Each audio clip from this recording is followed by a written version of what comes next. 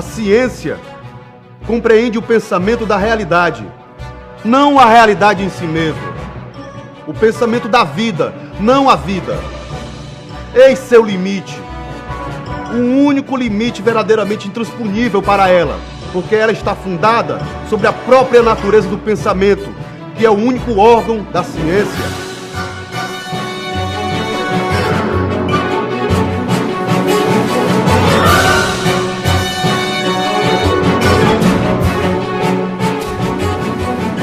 A ciência nada cria, ela constata e reconhece somente as criações da vida.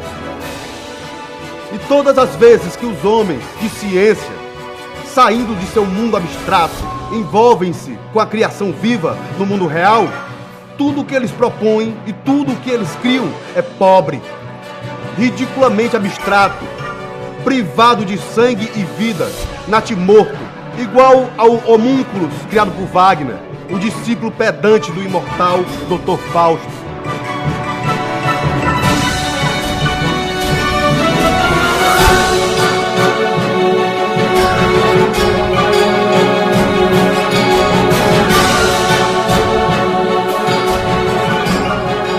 Disso resulta que a ciência tem por missão única iluminar a vida e não governá-la.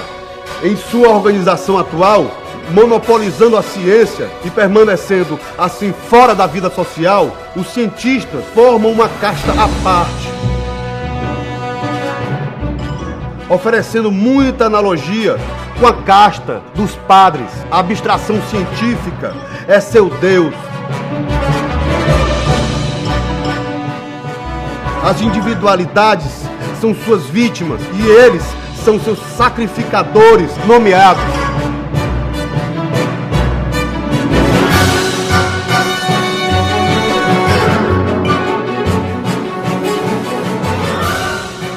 A arte é, pois, sob uma certa forma, o retorno da abstração à vida. A ciência é, ao contrário, a imolação perpétua da vida, fugitiva, passageira, mas real, sob o altar das eternas abstrações.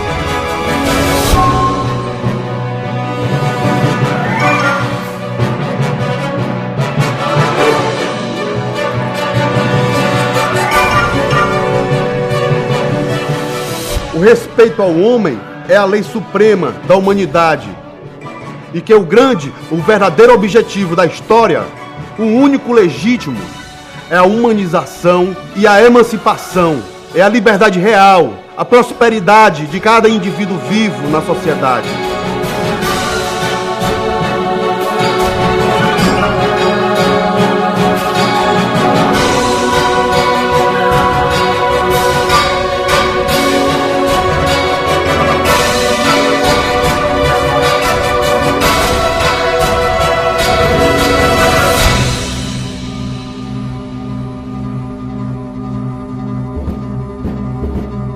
A menos que se recaia nas ficções liberticidas do bem público representado pelo Estado, ficções fundadas sempre sobre a imolação sistemática do povo, deve-se reconhecer que a liberdade e a prosperidade coletivas só existem sob a condição de representar a soma das liberdades e das prosperidades individuais.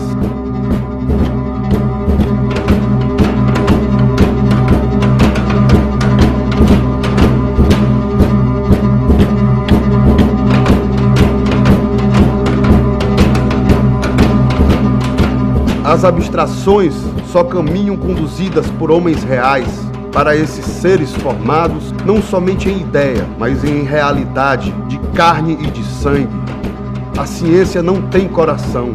Ela os considera, quando muito, como carne para desenvolvimento intelectual e social.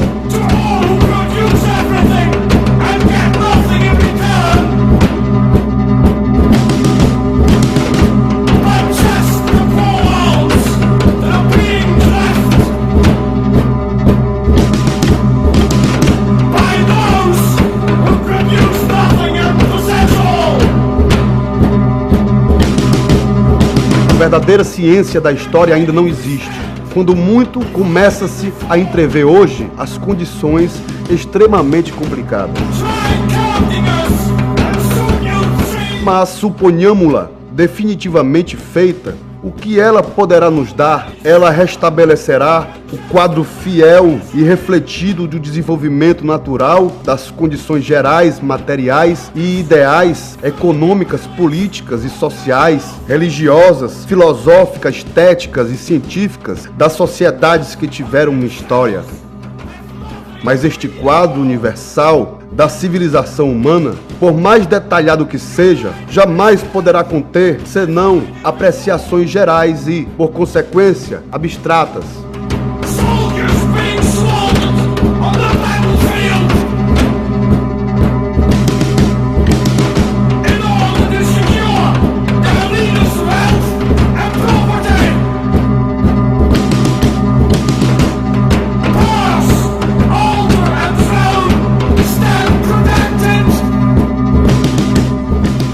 Os bilhões de indivíduos que forneceram a matéria viva e sofredora dessa história, ao mesmo tempo triunfante e lúgubre, triunfante pela imensa hecatombe de vítimas humanas esmagadas sob sua carruagem.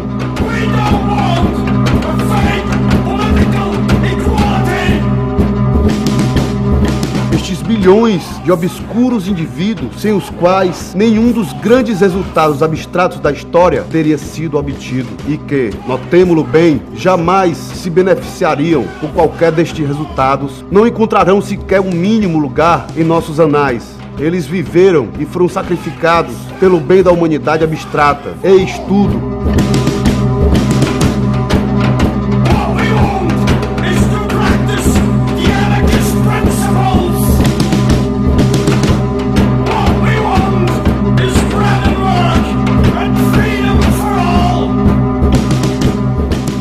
É preciso que a ciência não permaneça mais fora da vida de todos, tendo por representante um corpo de cientistas diplomados.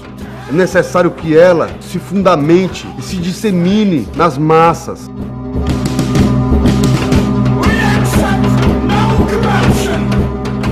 A ciência, chamada doravante a representar a consciência coletiva da sociedade, deve realmente tornar-se propriedade de todo mundo. Assim, sem nada perder de seu caráter universal, do qual jamais poderá se desviar, sob pena de cessar de ser ciência, e continuando a se ocupar exclusivamente das causas gerais, das condições e das relações fixas dos indivíduos e das coisas.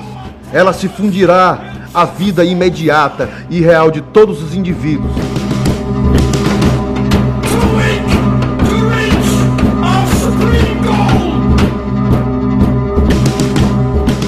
Será um movimento análogo àquele que fez dizer aos pregadores, no momento do início da reforma religiosa, que não havia mais necessidade de padres para um homem que se tornará, dali em diante, seu próprio padre, graças à intervenção invisível do Senhor Jesus Cristo, tendo conseguido finalmente engolir seu bom Deus.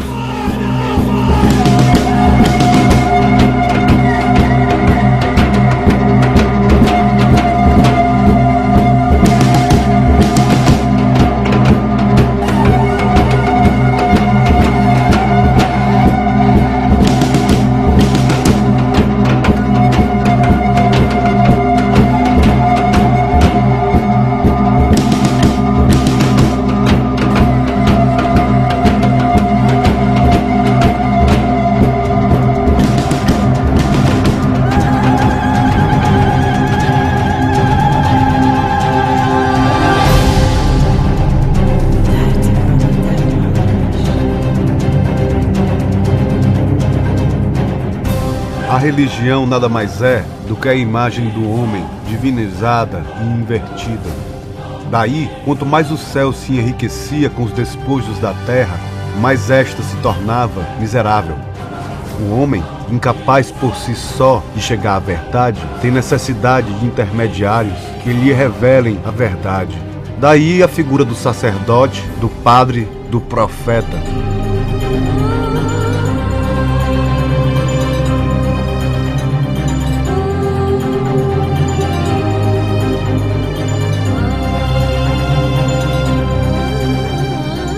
A grande honra do cristianismo, seu mérito incontestável e todo o segredo de seu triunfo inaudito e, por sinal, totalmente legítimo, foi o de ter se dirigido a este público sofredor imenso, a qual o mundo antigo impunha uma servidão intelectual e política estreita e feroz, negando-lhe, inclusive, os direitos mais simples da humanidade.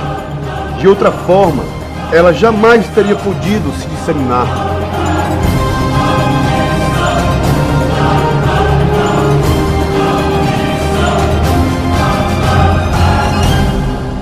A doutrina que ensinavam os apóstolos do Cristo, por mais consoladora que tenha parecido aos infelizes, era muito revoltante, muito absurda do ponto de vista da razão humana, para que homens esclarecidos tivessem podido aceitá-la.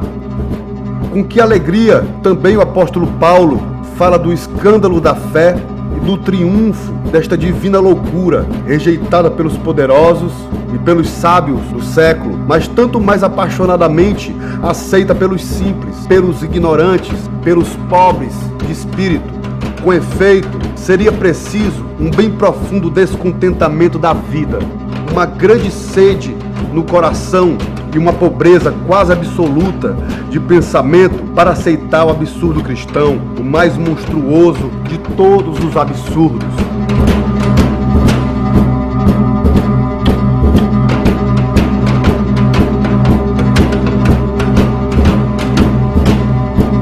Não era somente a negação de todas as instituições políticas, sociais e religiosas da antiguidade. Era a inversão absoluta de senso comum, de toda a razão humana. O ser vivo, o mundo real, eram considerados dali em diante como nada, enquanto que para além das coisas existentes, mesmo para além das ideias de espaço e de tempo, o produto final da faculdade abstrativa do homem repousa na contemplação de seu vazio e de sua imobilidade absoluta.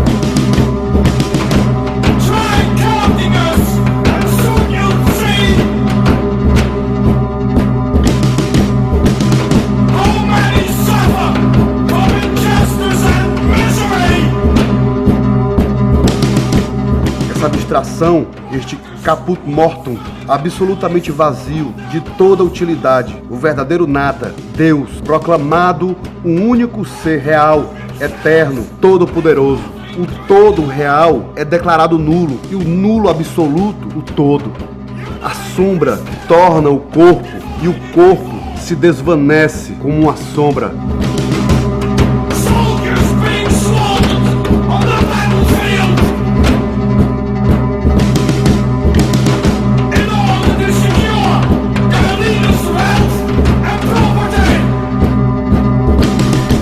Se Deus, por inteiro, pudesse se alojar em cada homem, então cada homem seria Deus.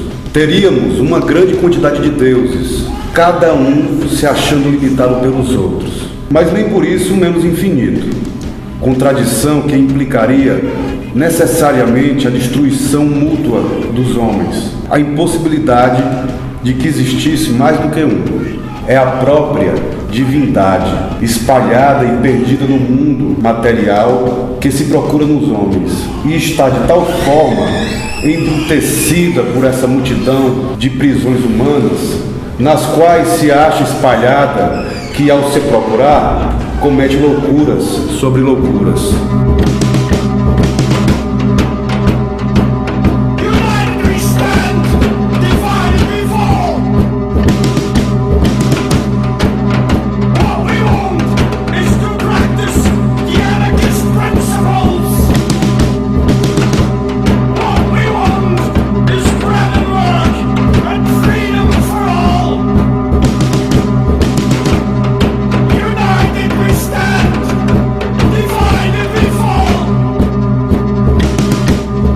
Eis um novo mistério, é o da divindade que se cinde em duas metades, mas igualmente infinitas todas as duas, e das quais uma, Deus Pai, se conserva nas puras regiões imateriais. A outra, Deus Filho, se deixa enfraquecer na matéria.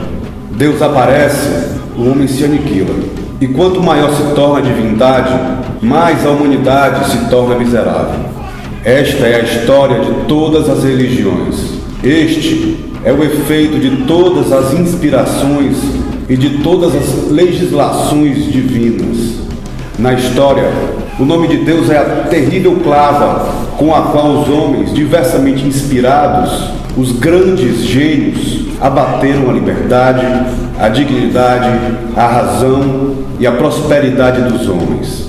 Com o nome de Deus, eles imaginam poder estabelecer a fraternidade entre os homens e, ao contrário, criam o orgulho, o desprezo, semeiam a discórdia, o ódio, a guerra, fundam a escravidão.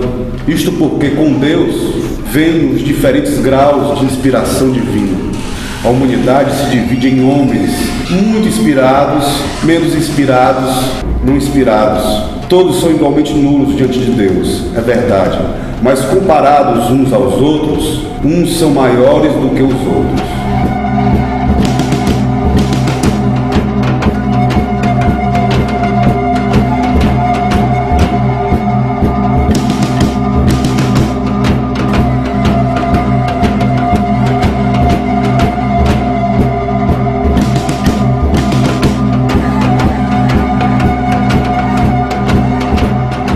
Somente pelo fato, o que não seria nada, visto que uma desigualdade de fato se perde por si mesma na coletividade, quando ela não se pode agarrar a nenhuma ficção ou instituição legal, mas pelo direito divino de inspiração, o que constitui logo em seguida uma desigualdade fixa, constante, petrificada. Os mais inspirados devem ser escutados e obedecidos pelos menos inspirados, pelos não inspirados.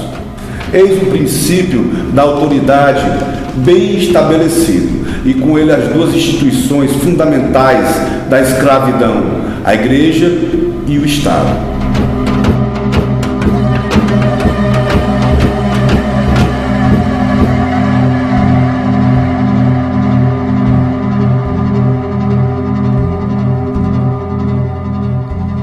Negras tormentas agitan los aires, nubes oscuras nos impiden ver, aunque nos espere el dolor y la muerte.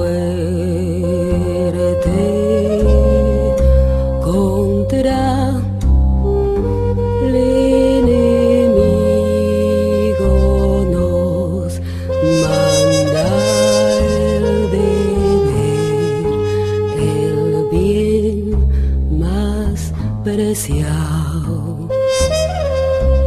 es la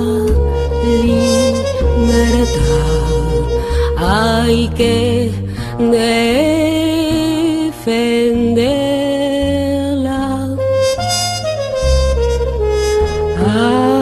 Alta la bandera revolucionaria.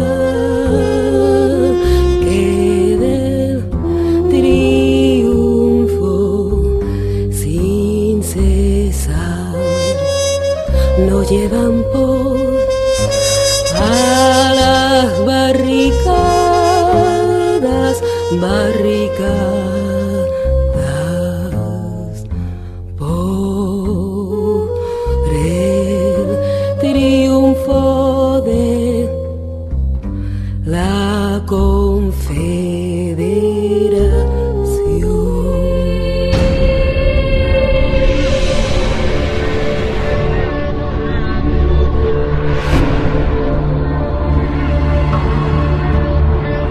O Estado se constitui na negação da liberdade. Por mais democrático que seja, pode muito bem, fundando-se numa legitimidade popular, exercer a maior opressão sobre o povo. Nós empreendemos uma grande coisa, senhores. Elevemo-nos à altura de nossa empreitada. Grande ou ridícula, não existe meio termo. E para que ela seja grande é preciso, pelo menos, que por nossa audácia e por nossa sinceridade nos tornemos também grandes.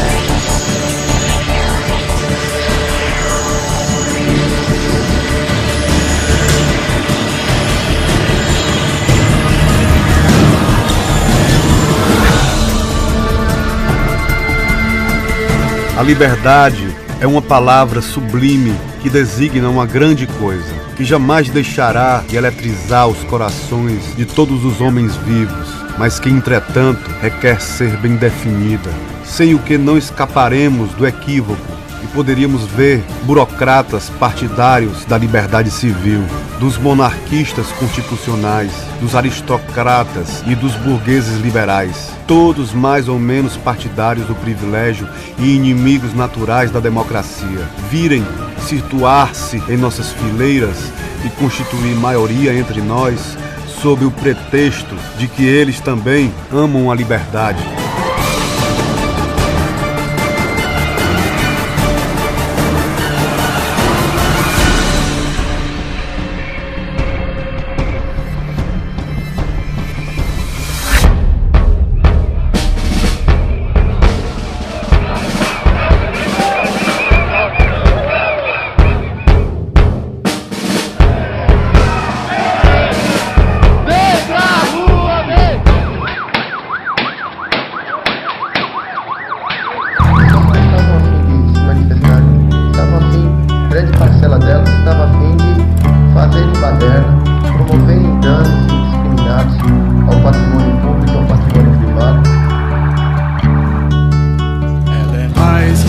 Onde eu piso, ela é o caminho que nos leva à liberdade, quando os povos oprimidos a conquistam.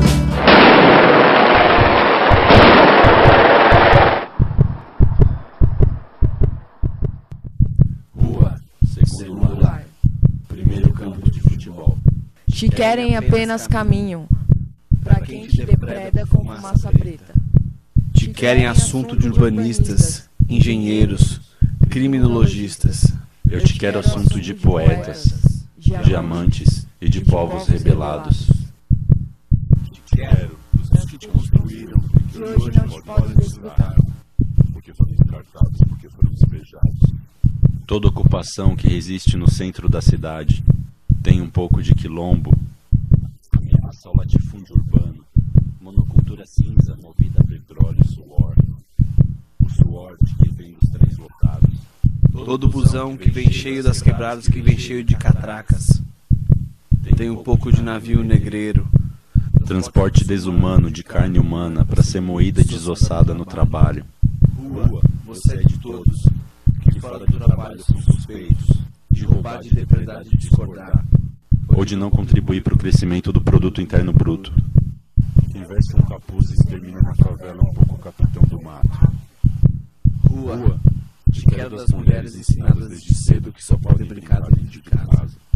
Porque a rua é perigosa, porque a rua é violenta, porque a rua é dos meninos que não sabem respeitar. Rua, eu te conheço. Quem te torna uma ameaça às meninas e mulheres é a mesma opressão que torna as casas inseguras. Mais que as ruas. A rua é de todos os amores, é daqueles que tiveram que ocupá-la, pelo direito de existir. Todo discurso moralista que se opõe à igualdade, que se opõe à autonomia sobre o corpo, é um pouco o tribunal da Inquisição. A rua não comporta privilégios, não tem dono nem tem preço. É como o vento, o sol, a chuva, o calor, as nuvens, cores, minha alegria e minhas dores. Por isso hoje eu vim pra rua. 13 de junho de 2013, noite fria.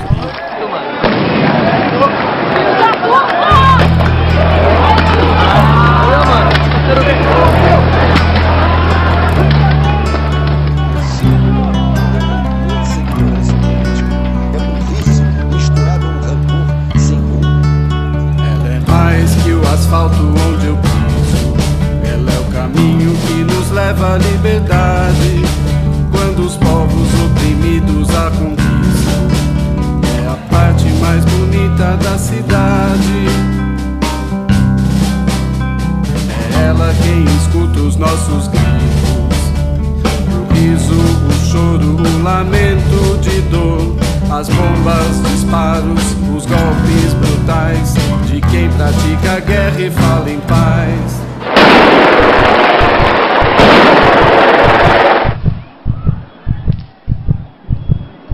13 de junho de 2013, noite fria. O lugar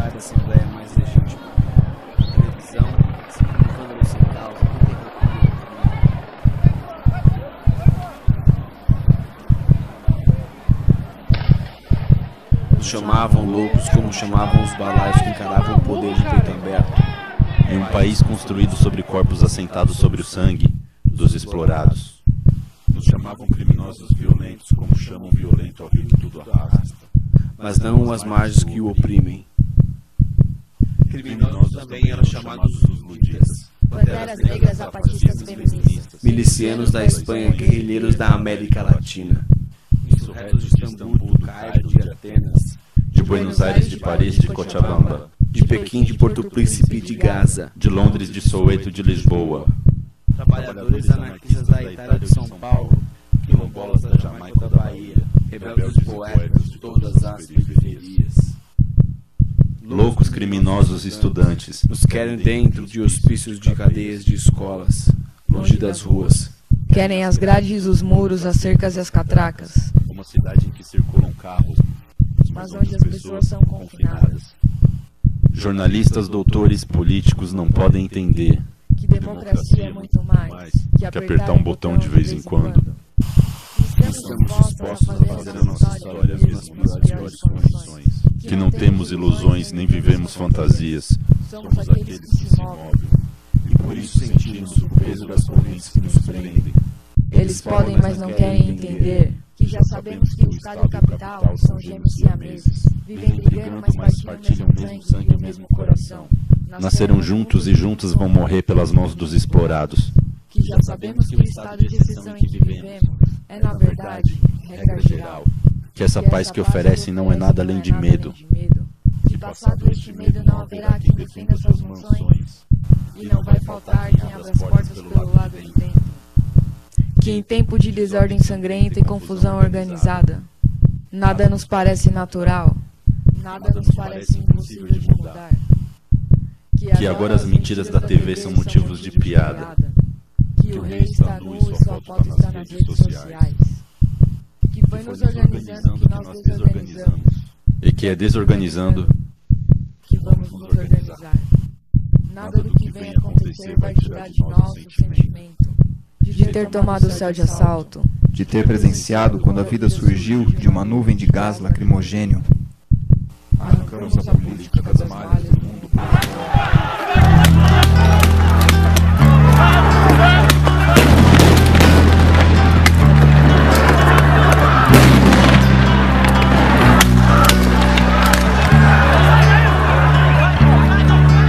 Ela é mais que o asfalto onde eu piso. Ela é o caminho que nos leva à liberdade. Quando os povos oprimidos a conquistam, é a parte mais bonita da cidade.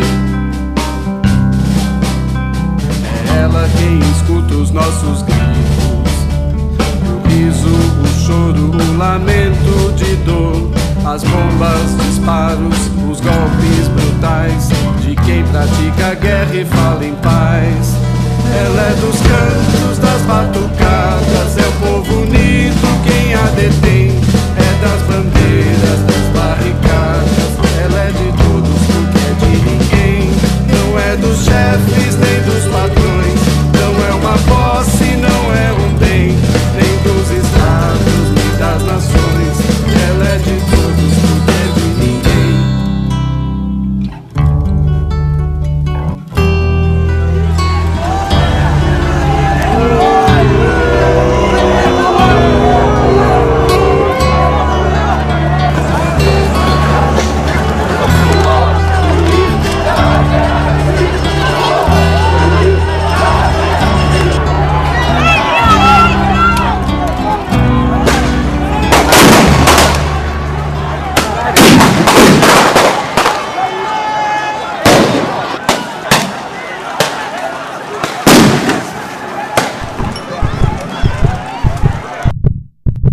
Nossas palavras dedicamos a Ademir, André, Carlos Eduardo, Leonice, Douglas, Heraldo, Fabrício, Igor, Jonathan, José Everton, Lucas, Luiz, Marcos, Renato, Roberto, Valdinete.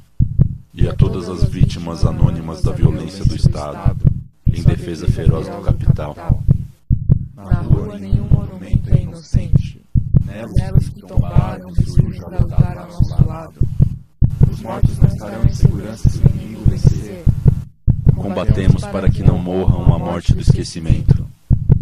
Combatemos para impedir o inimigo de vencer.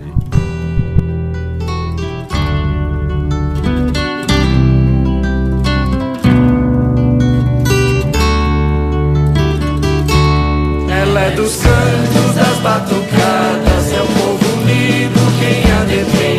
É das bandeiras, das barricadas, ela é de todas porque é de ninguém. Não é dos chefes nem dos patrões, não é uma posse, não é um bem, nem dos estados, nem das nações. Ela é de todas porque é de ninguém. Ela é dos cantos, das batucadas, é o povo unido quem a detém. É das bandeiras, das barricadas, ela é de todas porque é de ninguém. Não é dos chefes nem dos patrões, não é uma posse, não é um bem, nem dos estados, nem das nações. Ela é de todas porque é de ninguém. Ela é dos cantos, das batucadas, é o povo unido quem a detém. É das bandeiras, das barricadas, ela é de todas porque é de ninguém. Não é dos chefes nem dos patrões, não é uma posse, não é um bem, nem dos estados, nem das nações. Ela é de todas porque é de ninguém. Ela é dos cantos, das batucadas, é o povo unido quem a detém. É das bandeiras, das barricadas, ela é de todas porque é de ninguém. Todas as vezes que nos apresentam a República como uma solução positiva e séria de todas as questões do dia, como um objetivo supremo para o qual deve entender todos os nossos esforços, nós ressentimos a necessidade de protestar.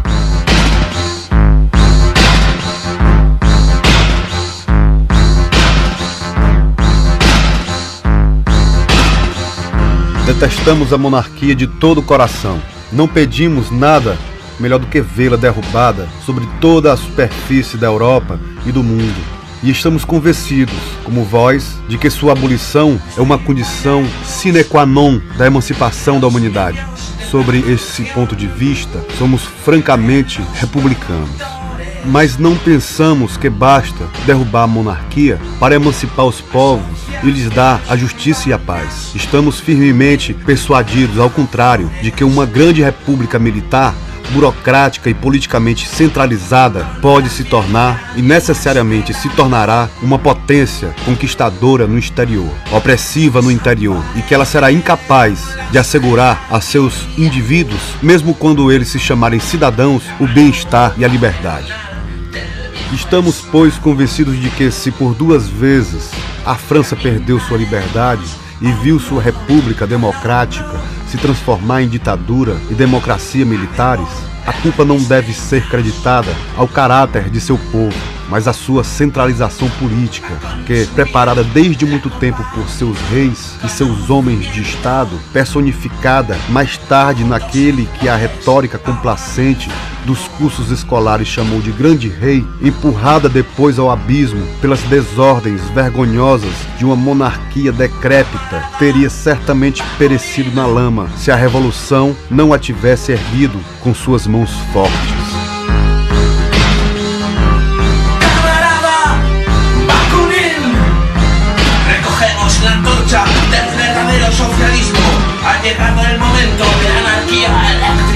Esta grande revolução que pela primeira vez na história havia proclamado a liberdade, não mais do cidadão apenas, mas do homem, fazendo-se a herdeira da monarquia que ela matava. Havia ressuscitado ao mesmo tempo esta negação de toda liberdade, a centralização e a onipotência do Estado.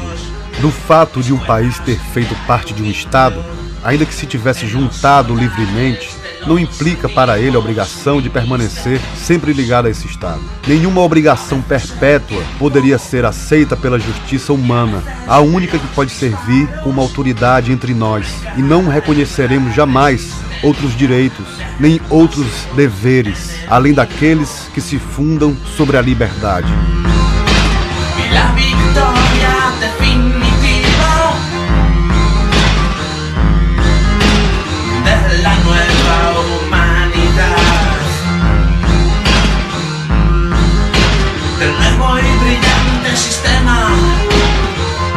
O direito da livre reunião e da secessão igualmente livre é o primeiro, o mais importante de todos os direitos políticos.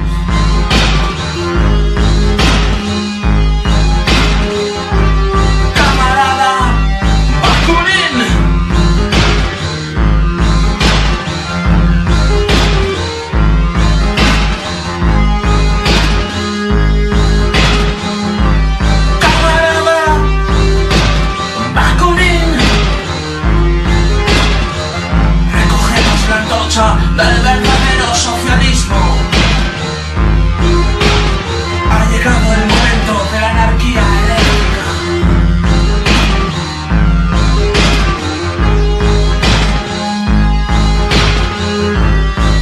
Camarada Bakunin.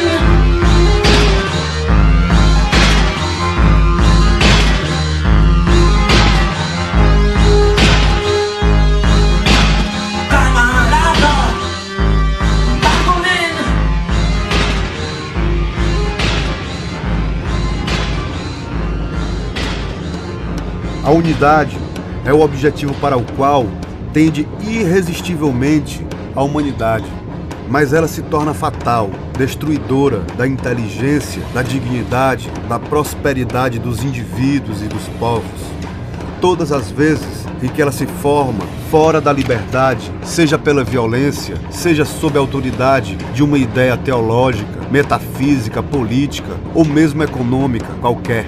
O patriotismo que tende para a unidade fora da liberdade é um patriotismo ruim, sempre funesto aos interesses populares e reais do país que ele pretende exaltar e servir. Amigo, frequentemente sem o desejar, da reação, inimigo da revolução, isto é, da emancipação das nações e dos homens. Cidadãos e escravos, isto é, trabalhadores forçados, escravos, não de direito, mas de fato, tal é o antagonismo do mundo moderno. E como os estados antigos pereceram pela escravidão, assim também os estados modernos perecerão pelo proletariado.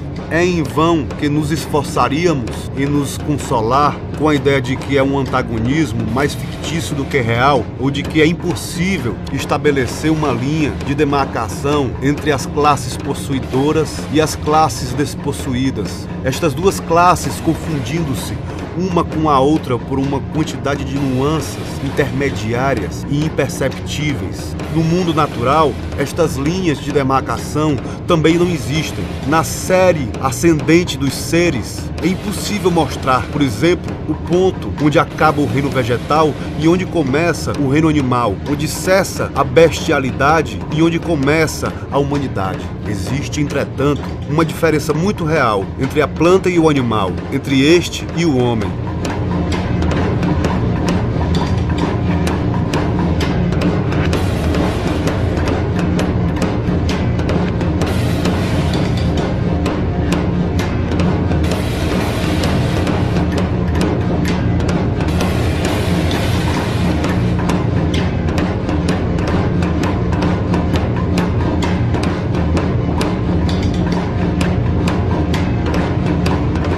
É muito interessante fundar escolas para o povo, mas é preciso se perguntar se o homem do povo, vivendo o dia a dia e alimentando sua família com o trabalho de seus braços, ele próprio, privado de instrução e de lazer e forçado a se deixar abater e embrutecer pelo trabalho para assegurar aos seus o pão do dia seguinte, é preciso se perguntar se existe pelo menos o pensamento, o desejo e mesmo a possibilidade de enviar suas crianças à escola e de sustentá-las durante todo o tempo de sua instrução. É evidente que a questão tão importante da instrução e da educação populares depende da solução desta outra questão bem mais difícil, que é uma reforma radical nas condições econômicas atuais das classes operárias.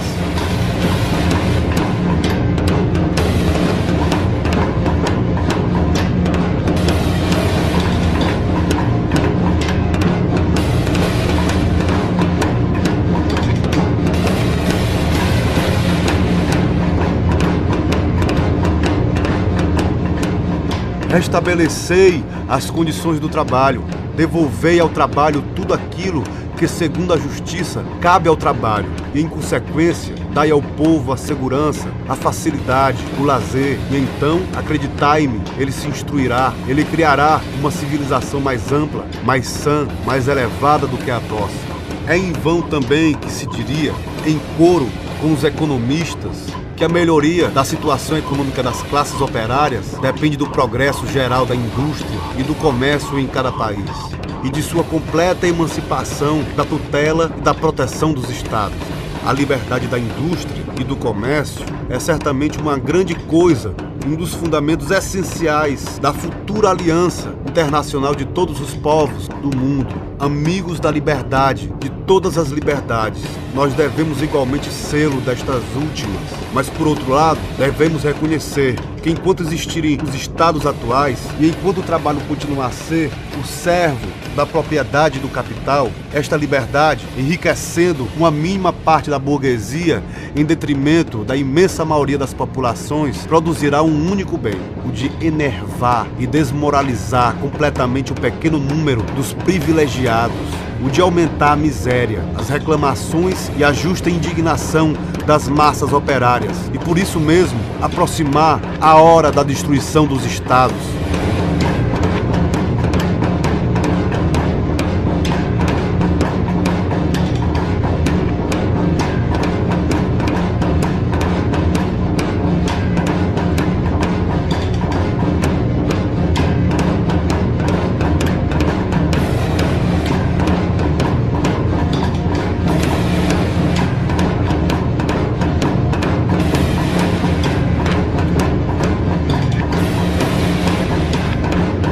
Não é evidente que, no estado econômico que prevalece atualmente em todo o mundo civilizado, a liberdade e o desenvolvimento do comércio e da indústria, as aplicações maravilhosas da ciência na produção, as próprias máquinas que têm por missão emancipar o trabalhador, aliviando o trabalho humano, que todas estas invenções, este progresso, do qual se orgulha com justa razão o homem civilizado, longe de melhorar a situação das classes operárias, nada mais fazem do que piorá-la e torná-la ainda mais insuportável. Arriba los pobres del mundo, en pie los esclavos sin pan.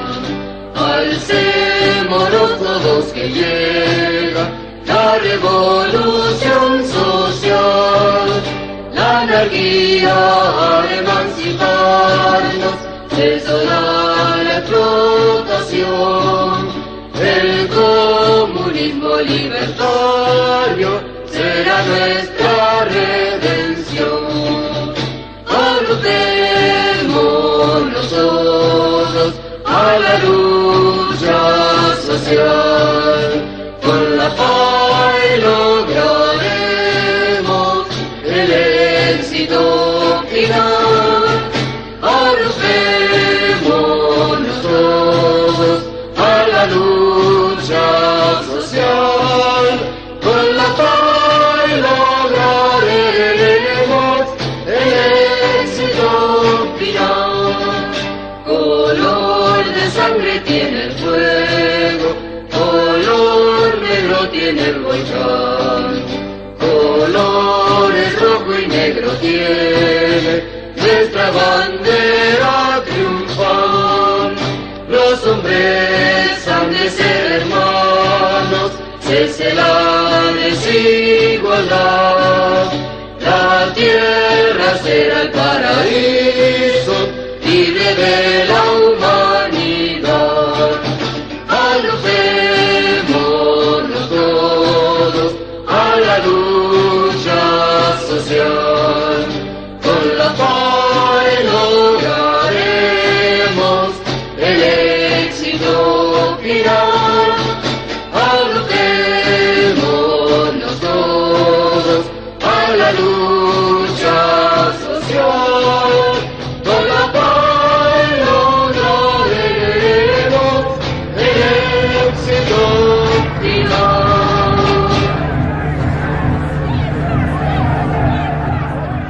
A liberdade para o republicano político nada mais é do que uma vã palavra. É a liberdade de ser escravo voluntário, a vítima devotada do Estado, sempre pronto a sacrificar-lhe a sua, sacrificar-lhe-á de bom grado a dos outros. What is going on here?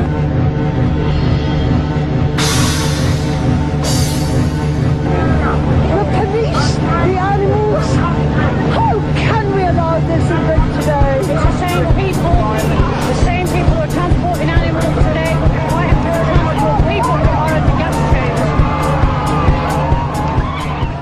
O socialista se distingue do burguês pela justiça, reclamando para si mesmo apenas o fruto real de seu próprio trabalho, e distingue-se do republicano exclusivo por seu franco e humano egoísmo, vivendo abertamente e sem lemas para si próprio e sabendo que, fazendo isso segundo a justiça, serve a toda a sociedade e que, servindo-a, faz seus próprios negócios.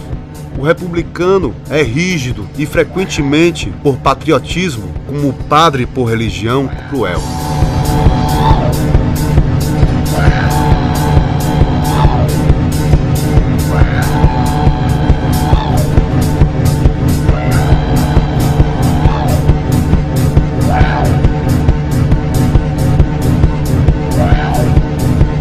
O socialista é natural, moderadamente patriota, mas, ao contrário, sempre muito humano. Numa palavra, entre o socialismo republicano e o republicano político, há um abismo. O primeiro, como uma criação semi-religiosa, pertence ao passado. O segundo, positivista ou ateu, pertence ao futuro.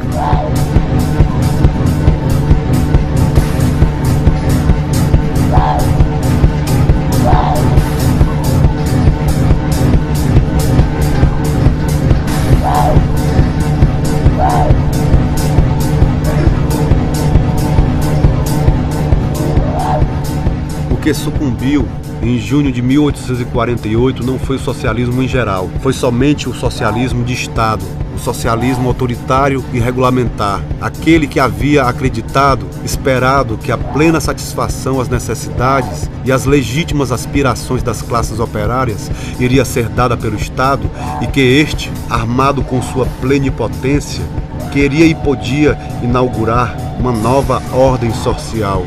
Não foi, pois, o socialismo que morreu em junho, foi ao contrário, o Estado que declarou falência perante o socialismo e que, proclamando-se incapaz de lhe pagar a dívida que havia contraído com ele, tentou matá-lo para se livrar da maneira mais fácil desta dívida.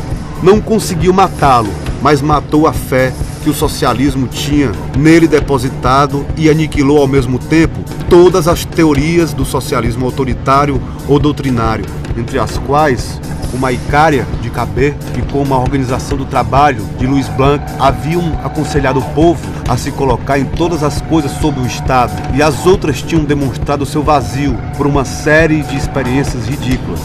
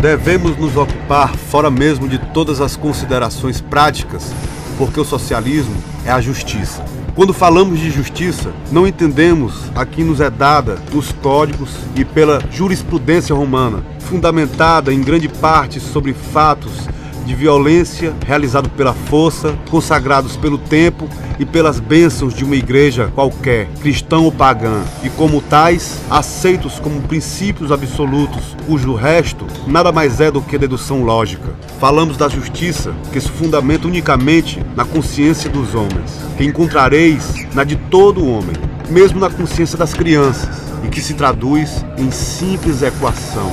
Esta justiça tão universal e que, todavia, graças à usurpação da força e às influências religiosas, até agora nunca prevaleceu. Nem no mundo político, nem no mundo jurídico, nem no mundo econômico. Deve servir de base ao mundo novo. Sem ela não há liberdade, república, prosperidade, paz. Ela deve, portanto, presidir todas as nossas resoluções, a fim de que possamos eficazmente concorrer ao estabelecimento da paz.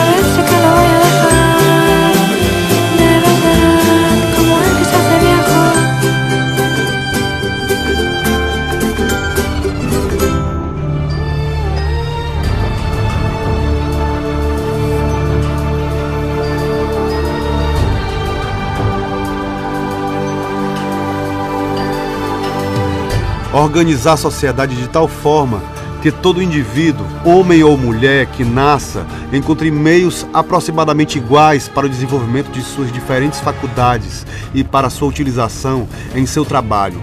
Organizar uma sociedade que, tornando a todo indivíduo, qualquer que seja a exploração do trabalho alheio impossível, deixe cada um participar do gozo das riquezas sociais, que só são produzidas na realidade pelo trabalho, desde que tenha diferentemente contribuído a produzi-las pelo seu. Apressamo-nos em acrescentar que rejeitamos energicamente qualquer tentativa de organização social que estranha a mais completa liberdade, tanto dos indivíduos quanto das associações, exigiria o estabelecimento de uma autoridade regulamentar de qualquer natureza que fosse, e que, em nome desta liberdade que reconhecemos como um único fundamento e como um único criador legítimo de qualquer organização, tanto econômica quanto política, protestaremos sempre contra tudo o que se assemelhar, de perto ou de longe, ao comunismo e ao socialismo de Estado. A única coisa que, em nossa opinião, o Estado poderá e deverá fazer será modificar, inicialmente, pouco a pouco, o direito de herança, para chegar tão logo seja possível a sua completa abolição.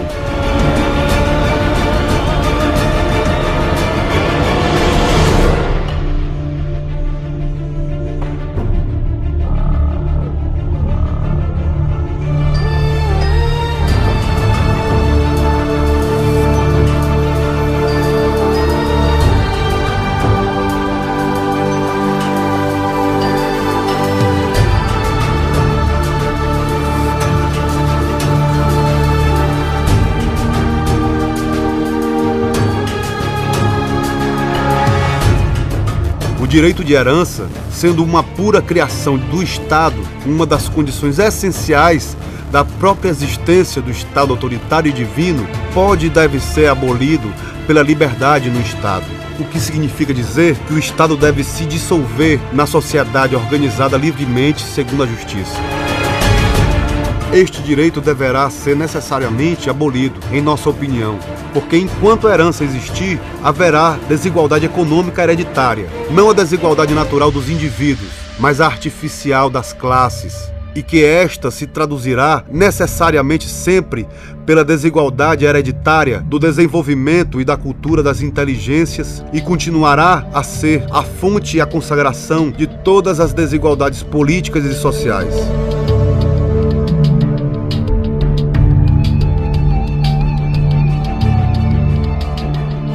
A ideia social, fundamentada sobre o instinto geral e tradicional de nossas populações, é de que a terra, propriedade de todo o povo, só deve ser possuída por aqueles que a cultivam por seus próprios braços.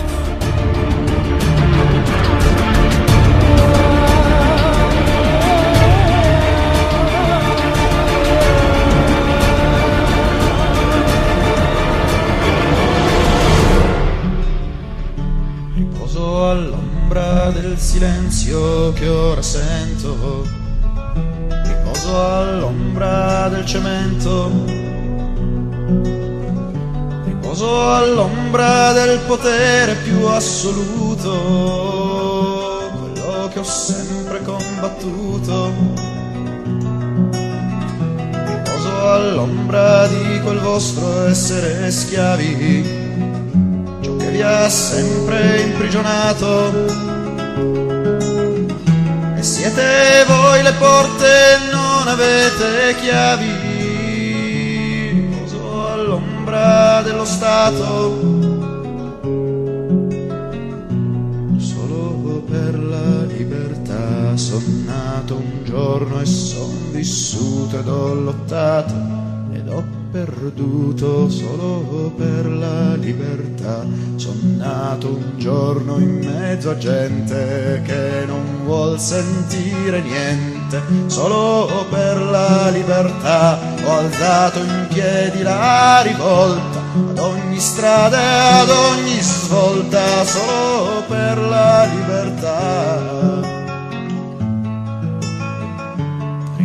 All'ombra dei miei compagni uccisi, del tempo tempo che poi ci ha divisi, del vostro sguardo che sul mio si posa, su qualche foto polverosa. Riposo all'ombra del vostro smorto oblio, riposo sempre senza pace, sempre padroni, c'è sempre qualche Dio che opprime un popolo che tace, solo per la libertà in tutto il mondo sempre corso e senza l'ombra di un rimorso, solo per la libertà ho rifiutato case d'oro ed il potere ed il lavoro, solo per la libertà di un mondo che non la voleva, ma poi in catene la piangeva, solo per la libertà.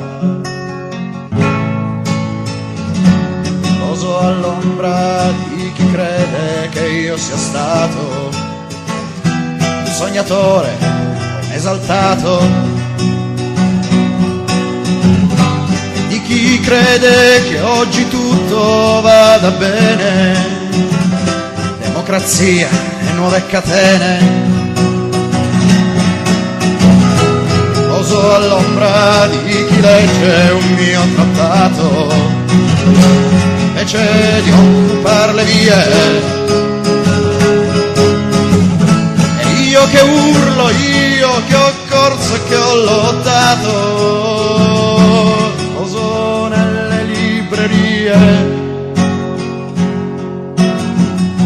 solo per la libertà ho scritto, amato ed ho lottato, e non per essere studiato, solo per la libertà. Se non potevo tirar sassi ho camminato nuovi passi, solo per la libertà, contro ogni forma di potere e per non dover vedere la mia cara libertà,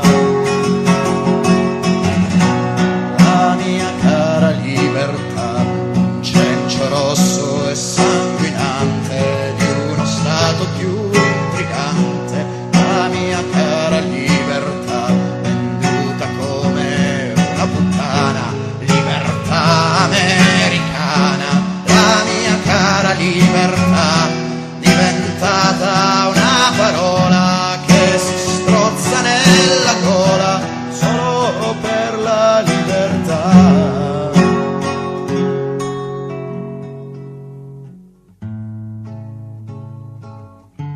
Riposo all'ombra, all'ombra cupa e scura, riposo all'ombra e alla paura, riposo all'ombra che si fa sempre più nera, d'inverno senza primavera, eppure c'è chi ancora lotta in questa stanza, e c'è chi chiede e c'è chi vuole, e allora un raggio luminoso di speranza mi fa riposare al sole, mi fa riposare al sole.